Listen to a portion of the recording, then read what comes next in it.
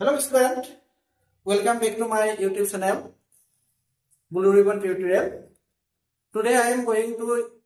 discuss another important topic, the tense. Suppose that I am feeling cold now. He had returned home before the sunset. This sentence is আসলে এটা sentence আমি নাও দেখি ইয়াক আমি present continuous বুলি ভাবিব নোৱাৰো আৰু বিফোৰ দেখি আমি ইয়াক পাস্ট পাৰফেক্ট বুলি ভাবিব নোৱাৰো কাৰণ বিফোৰ দেখিলে যে আমাৰ যে পাস্ট পাৰফেক্ট হয় নাও দেখিলে যে প্ৰেজেন্ট কন্টিনিউয়াস হয় এনে কথা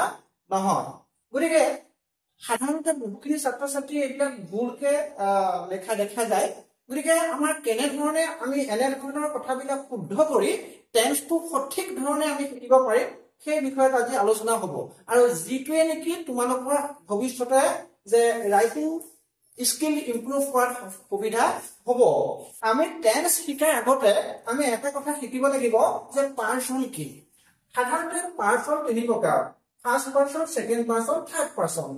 I আৰু we first person you আৰু you second person আৰু তাৰ বাহিৰে any other thing of the world সকলোবিলাক কি হ'ব তোমাৰ পৃথিৱীৰ থাৰ্ড পাৰ্সন ছাত্ৰ-ছাত্ৰী সকল এতিয়া আমি মূল আমাৰ বিষয়টোলৈ যাম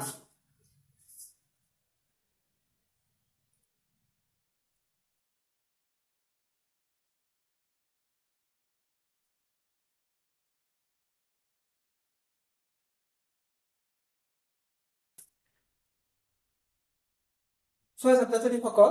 আমাৰ এই বিষয়টো হৈছে যে how to improve your writing skill এতিয়া আমি writing skillটো improve কৰিবৰ কাৰণে টেন্সৰ আমাৰ সহায় কিন্তু অতি প্ৰয়োজন ঠিক তেনে ধৰণে আমি টেন্সৰ সহায়ত আমি সুন্দৰকৈ ইংৰাজী লিখিব পাৰিম এতিয়া আমি আহা সঠিককৈ শিকি লওঁ টেন্স কি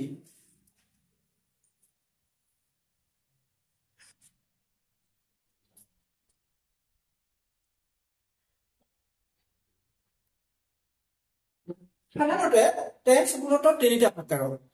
মূলতঃ তিনিটা প্ৰকাৰৰ প্ৰেজেন্ট টেন্স পাষ্ট টেন্স আৰু future tense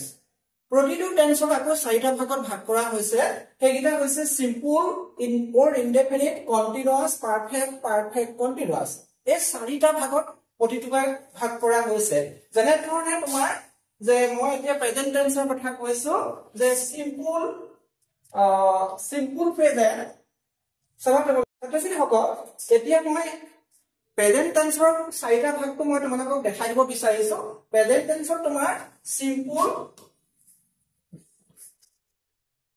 present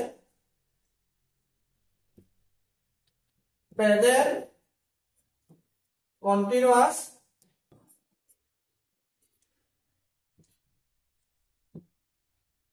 present perfect present perfect continuous এই প্ৰত্যেকটোকে যে present tense past tense future tense প্ৰত্যেকটোকে এনে ধৰণে চাৰিটা ভাগত ভাগ কৰিব পাৰি অৰ্থাৎ আমি যদি ইয়াক পাষ্টত ক'বলৈ যাওঁ যে simple past continuous past perfect continuous simple future continuous future perfect continuous অৰ্থাৎ আমি মূলতে আমি কেইটা টেন্স পাওঁ যে 12টা টেন্স পাওঁ এই 12টা টেন্স যেতিয়া আমি সঠিককৈ জানো তেতিয়াহে কিন্তু আমি যে সঠিকভাৱে ৰাইটিং স্কিলটো আমি ইমপ্ৰুভ কৰিব পাৰিম এতিয়া ছাত্ৰ-ছাত্ৰী সকল যে আমি পিছলৈ গৈছো তেওঁলোকে চোৱা যে পিছলৈ আমি এতিয়া গৈ আছো প্ৰথমতে আমি আলোচনা কৰিম simple present or present indefinite টেন্সৰ বহলকে আমি কেনে ধৰণে শিকিব পাৰো এতিয়া বিশেষকৈ আমাৰ প্ৰেজেন্ট ইনডেফিনিট বা সিম্পল প্ৰেজেন্ট টেন্সৰ ব্যৱহাৰৰ কথা যদি আমি চাবলৈ যাওঁ তেতিয়া আমি চাব লাগিব ইউনিভাৰ্চেল ট্ৰুথ or সাইন্টিফিক যিবিলাক ফেক্ট আছে বা সাইন্টিফিক যিবিলাক ট্ৰুথ আছে সেইবিলাক সাধাৰণতে কি হয় প্ৰেজেন্ট ইনডেফিনিট টেন্সৰ হয় ইয়াতে আমি এটা উদাহৰণ তোমালোকক লিখি দেখুৱাই আছো এই যে উদাহৰণটো আমি লিখি দেখুৱালো যে man is mortal এটো আচলতে সাইন্টিফিক কি হয় ট্ৰুথ হয় আৰু ঠিক তেনেধৰণে হেবিচুৱেল একচন যিবিলাক হেবিচুৱেল একচন আছে সেইবিলাকক আমি প্ৰেজেন্ট ইনডেফিনিট টেন্সত ব্যৱহাৰ কৰিব পাৰো ঠিক তেনেধৰণে great men or great book speech great men বা গেট বুকৰ যিবিলাক স্পীচ হয় যিবিলাক বক্তব্য হয় বাণী হয় সেইবিলাক আমি প্ৰেজেন্ট ইনডেফিনিট টেন্সত লিখিব লাগিব Gandhiji says non violence is the great religion এটো হৈছে তোমাৰ গ্ৰেট মেন স্পীচ ঠিক তেনেধৰণে action that is done at the moment of saying অৰ্থাৎ কৈ থকা মুহূৰ্তত যিবিলাক কাম হয় সেইবিলাকো আমি প্ৰেজেন্ট ইনডেফিনিট টেন্স বুলি ব্যৱহাৰ কৰিব পাৰো যেনে ধৰণে হি ৰিড এ বুক ঠিক তেনেধৰণে পাষ্ট একচন সেইং প্ৰেজেন্ট অতীততে যিবিলাক কাম হৈ গ'ল বৰ্তমান কৈছো সেইবিলাকো আমি প্ৰেজেন্ট ইনডেফিনিট টেন্সত ব্যৱহাৰ কৰিব পাৰো হি দেন টিচ মি অৰ্থাৎ তেওঁ আগতে মোক পঢ়ুৱাইছিলে তেওঁ তেতিয়া মোক পঢ়ুৱাইছিলে বা শিকাইছিলে গতিকে সেই ধৰণৰ কথাবিলাক আমি প্ৰেজেন্ট ইনডেফিনিট টেন্সত ব্যৱহাৰ কৰিব পাৰো এতিয়া মই তোমালোকক যে কেইটামান বিশেষ কথা মনত ৰাখিবলৈ কম যিকেইটা কথা মনত ৰাখিলে তোমালোকৰ প্ৰেজেন্ট ইনডেফিনিট টেন্স বা টেন্সৰ আমি সঠিকভাৱে ব্যৱহাৰ কৰিব পাৰিম ধৰি ললো বাক্য এটাত যদি টাইম হিচাপে টাইম অফ এডভাৰ্ব হিচাপে যদি today usually daily regularly generally twice always every plus time এইবিলাক থাকে সেইবিলাক থাকিলে আমি তেতিয়া আমি প্ৰেজেন্ট ইনডেফিনিট টেন্স ব্যৱহাৰ কৰিব লাগিব এতিয়া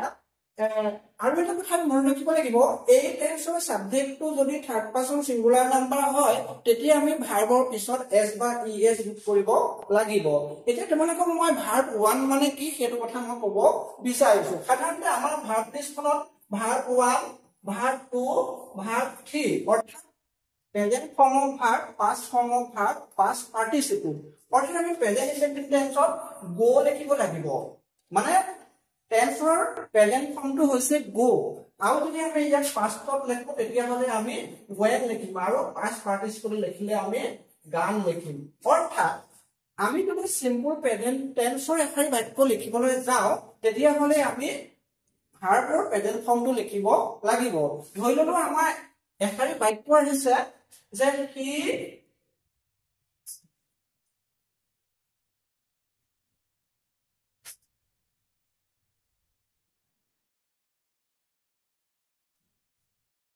ভাত খাইছে হি ভাত খাইছে এই খালি প্ৰেজেন্ট ইনডেফিনিট টেন্সৰ বাক্য এই প্ৰেজেন্ট ইনডেফিনিট টেন্সৰ বাক্য খালি আমি প্ৰেজেন্ট ইনডেফিনিট টেন্সৰ লিখিবলৈ যাওঁতে যে অসমীয়া আৰু ইংৰাজী যি পাৰ্থক্য মই যি যোৱা আমাৰ ক্লাছত কৈছিলো সেই পাৰ্থক্যটো তুমি কিন্তু জানিব লাগিব এতিয়া এইটো হৈছে সাবজেক্ট এইটো হৈছে অবজেক্ট আৰু এইটো হৈছে ভাৰ্ব অৰ্থাৎ আমি টেন্সৰ ইংৰাজী লিখিবলৈ হলে আমি প্ৰথমতে সাবজেক্টটো লিখিব লাগিব সাবজেক্টটো হৈছে তোমাৰ হি এতিয়া আমি এই খাইছেটো আমি এফালে আনি আৰু এইটো এফালে নিব লাগিব হি ইট ৰাইটস গতিকে এনেধৰণে আমি লিখিব লাগিব এতিয়া আমাৰ পৰীক্ষাত কি আহে সেইটো এটা মেইন কথা আহিব যে পৰীক্ষাত আমাৰ কেনেধৰণে আহিব যে পৰীক্ষাত আমাৰ বাক্য আহিব যে হি অলৱেজ গো টু স্কুল এইটো এতিয়া আমাৰ কি টেন্সত পৰিলে এইটো এতিয়া আমাৰ প্ৰেজেন্ট ইনডেফিনিট টেন্সত পৰিলে কিয় প্ৰেজেন্ট ইনডেফিনিট টেন্স হয় কাৰণ ইয়াত টাইম অফ এডভাৰ্ব হিচাপে মই মনত ৰখা ইউজুৱেলি শব্দটো অৰ্থাৎ টাইমটো আছে গতিকে আমি এইটো প্ৰেজেন্ট ইনডেফিনিট টেন্সত বনাবলৈ হলে আমি কৰিব লাগিব কি হি অলৱেজ গোজ লগাব লাগিব অৰ্থাৎ কেলে গোজ লগাব লাগিব কেলে আমি গোজ লগাব লাগিব কাৰণ আমি এই কাৰণে গোজ লগাব লাগিব ইয়াৰ সাবজেক্টটো থাৰ্ড পাৰসন সিঙ্গুলাৰ নাম্বাৰ হয় গতিকে আমি এতিয়া যে পিছলৈ গুচি গলো তোমালোকে চোৱা আমি এতিয়া প্ৰেজেন্ট কন্টিনিউয়াস টেন্স হলে গলো প্ৰেজেন্ট কন্টিনিউয়াস টেন্সত কি হ'ব যে প্ৰেজেন্ট কন্টিনিউয়াস টেন্সৰ subject am is are verb ING object অৰ্থাৎ কথা হ'ল কি পাষ্ট প্ৰেজেন্ট কন্টিনিউয়াস টেন্সৰ বাক্যৰ ফৰ্মেশন হৈছে subject am is are verb ING object ইয়াৰ এটা মই উদাহৰণ তোমালোকক লিখি দেখুৱাই দিছো এটা ব্যৱহাৰ ক'ত হ'ব ব্যৱহাৰ হৈছে বৰ্তমান কোনো এটা কাম চলি থকা কৰ্তাৰ ইচ্ছা প্ৰকাশ কৰা বুজালে আৰু কোনো এটা কাম হোৱাৰ সম্ভাৱনা থকা বুজালে এই টেন্স ব্যৱহাৰ হ'ব এতিয়া কথা হ'ল কি মই কেইটামান তোমালোকক উদাহৰণ দেখুৱাইছো যে we are reading a book চলি থকা বাক্য I am going to sleep কৰ্তাৰ ইচ্ছা প্ৰকাশ কৰা বাক্য অৰ্থাৎ কৰ্তাই যদি কিবা এটা কৰিবলৈ মন গৈছে এটা হলো মই মোৰ পানী এগিলাস পিবলৈ মন গৈছে যে I am going to drink a glass of water গতিকে সেই তেনেধৰণে হ'ব এতিয়া কিবা এটা হোৱাৰ সম্ভাৱনা আছে ধৰি ললো তোমাৰ গছজোপা পৰিব পাৰে the tree is going to গছজোপা পৰি যাব পাৰে এতিয়া আমাৰ প্ৰেজেন্ট কন্টিনিউয়াস টেন্সৰ কেইটামান কিন্তু টাইম অফ এডভাৰ্ব বা কেইটামান আমি এডভাৰ্ব মনত ৰাখিব লাগিব আৰু যিকিটা এডভাৰ্ব থাকিলে আমি সেটো প্ৰেজেন্ট কন্টিনিউয়াস টেন্স বুলি ভাবিব লাগিব এতিয়া কথা হল কি ডোন্ট ডিস্টার্ব হাৰি আপ লুক এট নাও এইকিটা প্ৰেজেন্ট কন্টিনিউয়াস টেন্সৰ ক্ষেত্ৰত টাইম অফ এডভাৰ্ব বা এডভাৰ্ব হিচাপে ব্যৱহাৰ কৰা হয় পৰীক্ষাত তোমালোকে আহিলে যে পৰীক্ষাত আহিলে আমাৰ যে don't disturb I read a book I read a book ইয়াতে তোমাৰ কি হ'ব read to ব্ৰেকেট থাকে don't disturb দেখিলে আমি এটো প্ৰেজেন্ট কন্টিনিউয়াস টেন্স বুলি ভাবিব লাগিব আৰু প্ৰেজেন্ট কন্টিনিউয়াস টেন্সত যেতিয়া আমি don't disturb পাই যাম তেতিয়া আমি কি কৰিব লাগিব যে don't disturb I am reading a book গতিকে আমি এনে ধৰণৰ প্ৰেজেন্ট কন্টিনিউয়াস টেন্সৰ বাক্যৰ গাঁথনি এইখিনি আমি এডভাৰ্ব পাই গলে আমি এনে ধৰণৰ প্ৰেজেন্ট কন্টিনিউয়াস টেন্সৰ গাঁথনি লিখিব লাগিব কিন্তু কথা হ'ল কি আমি নাও দেখিলে আমি প্ৰেজেন্ট কন্টিনিউয়াস কৰিম নেকি হেতু নহয় যদি আমাৰ বাক্য শাৰীত এই ব্ৰেকেটত থকা ভাৱটো অৰ্থাৎ যেটো ক্ৰিয়া হেতু পঞ্চ ইন্দ্ৰিয়ে কৰা কাম বা আমাৰ ফাৰ্স্ট নিয়ম মনে কৰা কাম হয় তেতিয়া হলে আমি কিন্তু প্ৰেজেন্ট কন্টিনিউয়াস টেন্স কৰিব নোৱাৰো তেতিয়া আমি প্ৰেজেন্ট ইনডেফিনিট কৰি দিব লাগিব সেই কাৰণে I am feeling cold now এইটো আমাৰ ফুল বাক্য অৰ্থাৎ ইয়াত ফিলিংটো আমাৰ পঞ্চ ইন্দ্ৰিয় এই সালসতাই কৰা কাম আৰু ফিলিংটো সালসতাই কৰা কাম হোৱাৰ কাৰণে আমি এটো প্ৰেজেন্ট কন্টিনিউয়াস কৰিব নোৱাৰো তেতিয়া আমি কৰিছি আমি কৰিবলগীয়া বিষয় হ'ব এনেকুৱা যে আমি কৰিম কি তেতিয়া আমি এটা কাম কৰিম এটো আমি অটৰাই দিলে আমাৰ বাক্য শুদ্ধ হৈ যাব অৰ্থাৎ নাও থাকিলো যদি ব্ৰেকেটত থকা ভাগটো অৰ্থাৎ মেইন ভাগটো যদি পঞ্চ ইন্দ্ৰিয় কৰা কাম হয় তেতিয়া হলে আমি তাক প্ৰেজেন্ট ইনডেফিনিট কৰিব লাগিব এতিয়া আমি পিছলৈ গুছি গলো এতিয়া আমি পিছলৈ গৈছো তোমালোকে চোৱা যে present perfect tense present perfect টেন্সৰ এটা উদাহৰণ মই দি দিছো I have received a phone call ইয়াৰ ফৰ্মেশনটো হৈছে subject have has verb 3 object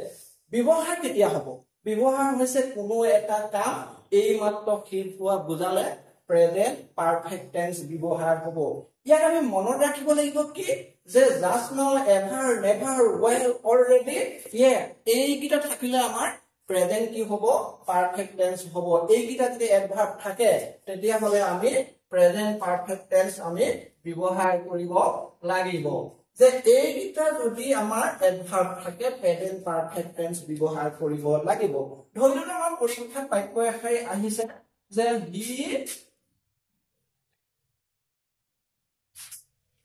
he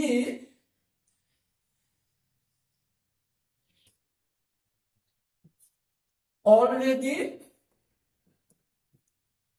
passed the exam এতিয়া মই এই অলৰেডি কোৱাৰ লগে লগে আমি এটো প্ৰেজেন্ট পাৰফেক্ট টেন্স বুলি ভাবিব লাগিব তেতিয়া আমি কৰিব লাগিব he has already passed the exam তোমাকে মনত ৰাখিবা দেই এইটা কিন্তু বহুত ইম্পৰ্টেন্ট কথা এই ইম্পৰ্টেন্ট কথাকে তোমাক কিন্তু মনত ৰাখিব লাগিব এতিয়া আমি যে পিছলৈ যাম আমি এতিয়া পিছলৈ যাম তুমি যে চাই লোৱা present perfect continuous tense. Present perfect continuous tense ইয়াৰ ফৰ্মেশনটো হৈছে subject have has been verb ing object since for plus time. এতিয়া মই ইয়াতে since for plus time এই টাইমত adverb টো মই লগাই দিছো ইয়াতে আমাৰ I টো থাকি গৈছে এখিটা I টো আমাৰ থাকি গৈছে T টো আমাৰ থাকি গৈছে আমাৰ T টো থাকি গৈছে তোমালোকক মই এইটো জনা দিছো ইয়াতে T টো আমাৰ থাকি গৈছে ইয়াৰ উদাহৰণটা দিছো যে he has been living here for 10 years ব্যৱহাৰটো কি কোনো এটা কাম অতীততে আৰম্ভ হৈ বৰ্তমানলৈকে চলি থকা বুজালে প্ৰেজেন্ট পাৰফেক্ট কন্টিনিউয়াস টেন্স ব্যৱহাৰ হ'ব এতিয়া মনত ৰাখিব লাগিব কি since মানে নিৰ্দিষ্ট সময় for মানে ব্যাপক সময় থাকিলে এই টেন্স ব্যৱহাৰ হয় কিন্তু এটা কথা যে মই যেনেকৈ আপুনি কৈছিল যে কিছুমান বিশেষ কাম ভাৰ্ব হিচাপে থাকিলে তেতিয়া আমি সেইবিলাক ভাৰ্বৰ ক্ষেত্ৰত ing লগাব নোৱাৰো এই দুই নম্বৰ কথাটো তোমালোকে কিন্তু ভালকে গুৰুত্বপূৰ্ণভাৱে মনত দিবা যে পঞ্চ ইন্দ্ৰিয়ৰ জৰিয়তে কৰা কাম আৰু মনেৰে কৰা কাম নন প্ৰগ্ৰেছিভ হয় নন প্ৰগ্ৰেছিভ মানে কি ভাৰ্বত ing লগাব নোৱাৰি ভাৰ্বৰ ing সংযোগ কৰিব নোৱাৰি তেতিয়া আমি since for plus time থাকিলো প্ৰেজেন্ট পাৰফেক্ট টেন্স হে ব্যৱহাৰ কৰিব লাগিব মনত ৰখা এই টেন্সৰ ব্ৰেকেটত যদি বি থাকে তেতিয়া হলে আমি has been have been কৰিব লাগিব এ ধৰি ললো বলে ইয়াৰ আমাৰ দুই নম্বৰ কথাটো হৈছে কি যে we know is other since long time ঠিক আছে এতিয়া আমাৰ since long time since নহয় আসলে পৰ হ'ব যে ইয়াতে for long time অৰ্থাৎ এটো ব্যাপক সময় হয় ব্যাপক সময় হোৱাৰ কাৰণে for long time এই for long time যেন আছে ইনে since for plus time থাকিলে আমাৰ প্ৰেজেন্ট পাৰফেক্ট কন্টিনিউয়াস টেন্স হয় কিন্তু নোটো যে আমাৰ মনেৰে কৰা কাম বিলাক কি যে মনেৰে কৰা কাম হৈছে তোমাৰ নো হয় বিলিভ হয় আন্ডাৰষ্টেণ্ড হয় আমি বুজি পাইছো হয় না ঠিক তেনেধৰণে তোমাৰ কি হয় যে লভ হয় এইবিলাক আমাৰ মনেৰে কৰা কাম আৰু পঞ্চ ইন্দ্ৰিয় কৰা কাম বিলাক হয় সি হয় লিসেন হয় ঠিক তেনেধৰণে ফিল হয় এইবিলাক হৈছে পঞ্চ ইন্দ্ৰিয়ৰ কৰা কাম এইবিলাক যদি ব্ৰেকেটত ভাৰ্ব হিচাপে থাকে তেতিয়া হলে কিন্তু আমি প্ৰেজেন্ট পাৰফেক্ট কন্টিনিউয়াস কৰিব নোৱাৰো যদি since for plus time থাকে তেতিয়া আমি কৰিম কি তেতিয়া আমি প্ৰেজেন্ট পাৰফেক্ট কৰি দিম অৰ্থাৎ we have known is other for long time এইখিনি হৈছে এতিয়া আমাৰ প্ৰেজেন্ট টেন্সৰ বিভিন্ন ধৰণৰ কথাবিলাক গতিকে এতিয়া আমি তোমাৰ পিছলৈ গুচি যাম আমি এটা পিছলৈ যাম past indefinite tense ৰ ফৰ্মেশনটো হৈছে যে সাবজেক্ট ভাৰ্বটো অবজেক্ট ভাৰ্বটো বুলি তোমালোকে নিশ্চয় বুজি পালে আমাৰ ভাৰ্ব লিষ্টৰ 2 নম্বৰ যি past ফৰ্মটো আমি তাকে আমি বুজি এতিয়া he she bought a good news এতিয়া এই যে বটটো কথা আমি এটা কলো বটটো এইটো তোমাৰ বিঙৰ ভাৰ্বটো বিঙৰ কি হয় ভাৰ্বটো টু হয় বট গতিকে past indefinite tense কি হ'ব যে past indefinite tense আমাৰ মেইন ভাৰ্বটো ফৰ্মত বহিব ব্যৱহাৰ কোনো এটা কাম অতীততে হৈছিল বুজাবলৈ আৰু অতীতৰ অভ্যাস কৰা কাম বুজাবলৈ past indefinite tense ব্যৱহাৰ হয় গতিকে কিবা এটা কাম আমি আগতে কৈছিলো এই ধৰি ললো সি যোৱা বছৰ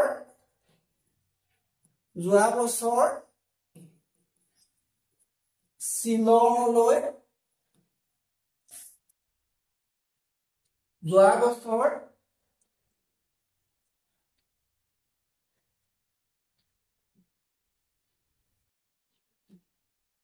শিলংলৈ গৈছিল এইটো এতিয়া কামটো যোৱা বছৰ হ'ল সি যোৱা বছৰ শ্বিলঙলৈ গৈছিল কামটো যোৱা বছৰ কৰিলে তেতিয়া আমি ইয়াতে হি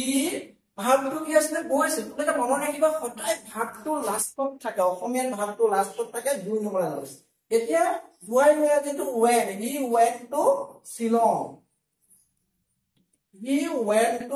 Shillong last year মই যোৱাটো কৈছিলো যে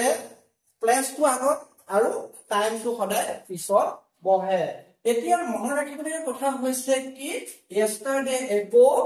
তোমাৰ once the other day the last time recently ইত্যাদি থাকিলে তোমালোকে কি কৰিব লাগিব এই past indefinite tense of লিখিব লাগিব গতিকে মই এটা বাক্য এখাৰে কৈছো the other day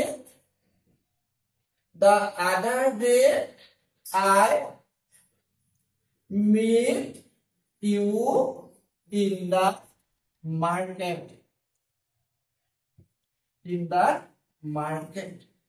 other day I meet you in the market তোমাক আন দিনাখন মই মাৰ্কেটৰ লগ পাইছিলো গতিকে এতিয়া আমি আৰু এতিয়া পিছলৈ যাম পিছৰ গিটা চাই লওঁ আমি চাই লওঁ যে past continuous tense ৰ ফৰ্মেশনটো হৈছে subject was were verb ing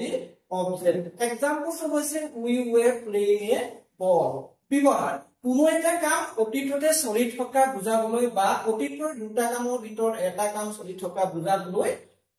বা একেটা সময়তে দুটা কাম একেলগে চলি থকা বুজাবলৈ past continuous tense ব্যৱহাৰ কৰা হয় এতিয়া past continuous tense ৰ মনত ৰাখিবলৈ কথাকিটা হৈছে when while as plus verb to then at that time আদি থাকিলে আনটো অংশ আমি কি কৰিব লাগিব past continuous tense কৰিব লাগিব ধৰি লওঁ মই এতিয়া তোমালোকে এটা মই উদাহৰণ দেখুৱাই দিছো যে when he came অৰ্থাৎ when থাকি এতিয়া আমাৰ ভাৰ্বটো কি আছে I was sleeping মই শুই আছিলো এতিয়া when টো থাকি ভাৰ্বটো থকা কাৰণে আমি ব্ৰেকেটত থকা ভাৰ্বটো অৰ্থাৎ পিছৰ অংশটো was were লগাই ভাৰ্ব ing লগাই দিলো then he was reading he তেতিয়া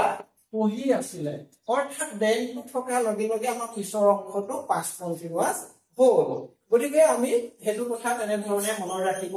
লাগিব এতিয়া আমি past perfect ৰ ফালে গুছি গলো past perfect ৰ ফালে আমি এতিয়া গৈছো past perfect tense হৈছে ফৰ্মেশনটো subject had verb to object এতিয়া ইয়াৰ এক্সাম্পলটো হৈছে I have done my work ইয়াত ভাৰ্বটো had verb ঠিক কৰিলো মেইন ভাৰ্বটো আমি had verb ঠিক কৰিলো ব্যৱহাৰটো কি অতীততে দুটা কামৰ ভিতৰত যদি এটা কাম আগতে শেষ হোৱা বুজায় তেতিয়া হলে past perfect tense ব্যৱহাৰ হ'ব মনত ৰখা হৈছে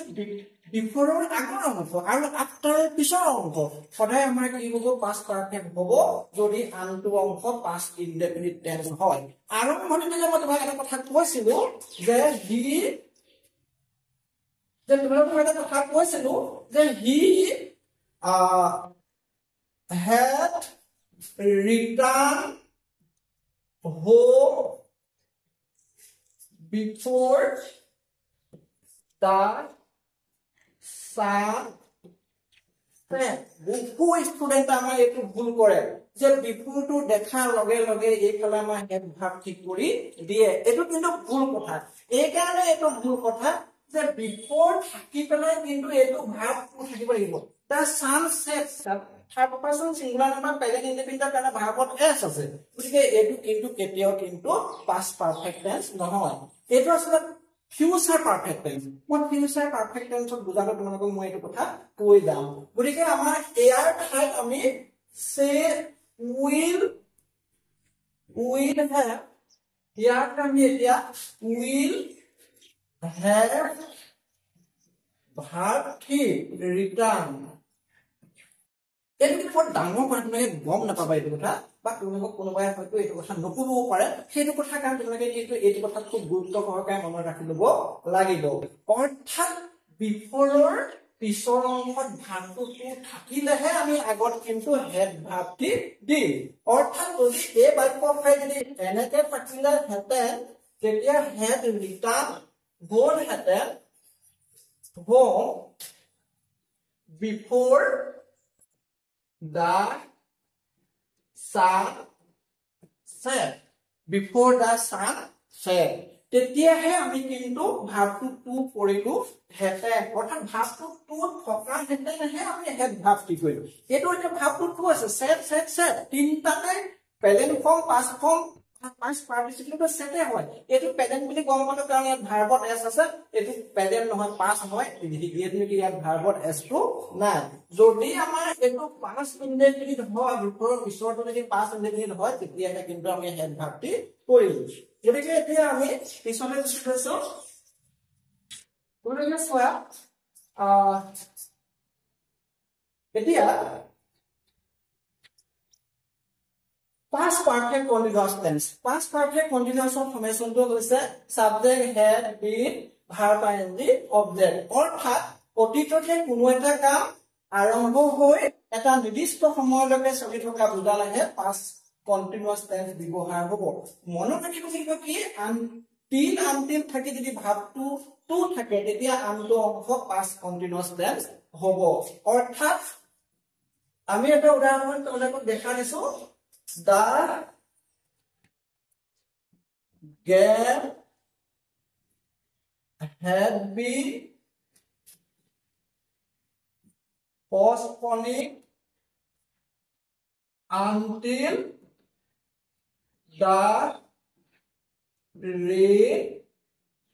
stopped. देखा जाए until এটো until হলে গিছিলে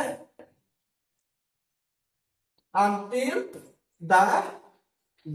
rain stop অৰ্থাৎ until থাকি যদি পিছৰ অংশটো ভাবটো টু থাকে তেতিয়া হলে আমি আগলে have been ভাৰ পাইন্দি কৰিব লাগিব আৰু এটা কথা আছে কি যদি after থাকে যদি ভাবটো টু থাকে পিছফালে যদি since for plus time থাকে since for plus time থাকে তেতিয়াও কিন্তু আমি সেইফালে আমি had been ভাৰ পাইন্দি কৰিব পাৰো এটা মই উদাহৰণ দিম লাগক the man died after he had been suffering from fever 6